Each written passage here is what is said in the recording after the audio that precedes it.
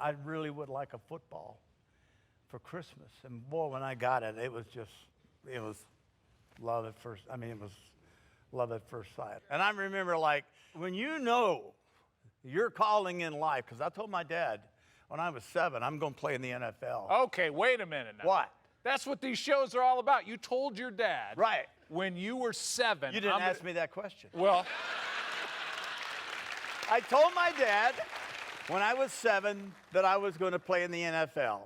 And of course, great. Yeah. Brush it off. It makes no sense. you couldn't get enough, right? No, threw it on the top of the house, played games with it bouncing, threw it in top of trees, played games with it bouncing, threw it to make it bounce back.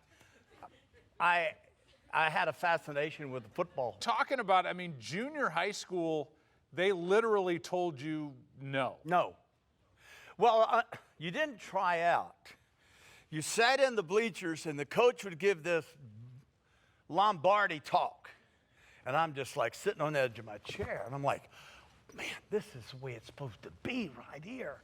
Listen, God, we want commitment. Yeah, commitment. We're going to sacrifice, and we're going to work hard. Yeah.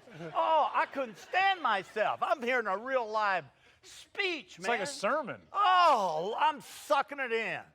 And then he says, we're going to pick our team now. What? You're going to pick it?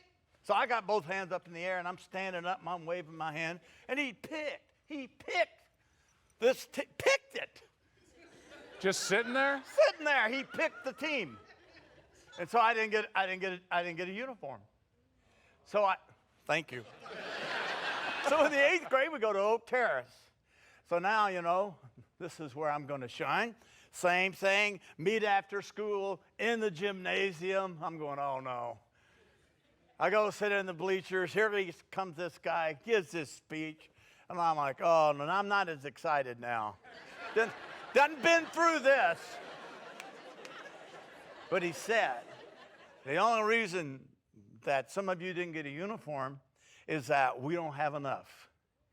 And if someone gets hurt and can't play, then first come, first serve someone got hurt. And I beat it down there and got a uniform, my first uniform. And I played tackle. And then when they saw me throwing the football. Over on the side, right? Yes, absolutely on the side. And when they saw me throwing the football, that's when they put me at quarterback. Yeah, the coach was like, how'd I miss this? Yeah, well, You're picked over there. me. I didn't try out, and Right. you picked me. But I could not take a snap and take a dive, take a snap and hand the ball off tackle with a dive. They'd beat me every time. So that's how uncoordinated. You couldn't get there. I couldn't get there. To hand it off. And then from the 9th grade, when I got out, I go to Woodlawn High School, which is a relatively new school in Shreveport. I sat on a bench behind Trey Prather, Parade All-American, for 2 years. What did football do for you? Did that kind of Frustrated me. Well, yeah. But in a practical way, did that kind of calm you down, the ADHD? Did it give you a way to vent and a way to kind of focus? You know what, Joe? I wasn't playing, so it was like, don't they know my heart here? How much I love this? And so I was hurt more than anything, and then I didn't understand my limitations as a gangly kid, and you can't walk real good. I was growing up, and then my senior year ended up starting quarterback. And how fast did that come for you then? Once you got the chance, you had a great senior year. It was everything.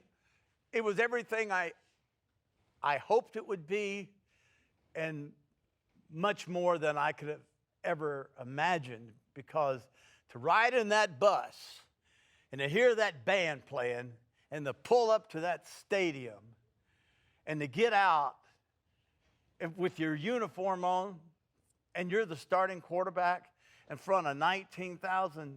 This is big time. Big time football. Yeah. We were 3A, which would be 5A now in the state. It was just it was overwhelming. And to gather my anxiety and everything so I could breathe, because the first time I couldn't breathe. It was just like, if I could die right now, this is the greatest thing in the world. And then to throw that first touchdown pass as a starting quarterback. This whole time you're throwing the javelin and you're setting records, and to the point where they're having to extend the area because you're throwing it so damn far. I was a national record holder. Look at you. I mean, you're put together back then. I don't want to brag, Joe, but Were you? I talked to your brother just to verify it. I mean, you were offered like 200 track scholarships. I was all over the world, actually. And were you good enough for the '68 Olympics? I passed on the trials, yeah. You could have. Yes. Right. Why? There's Why? no money. There's no money. Sorry.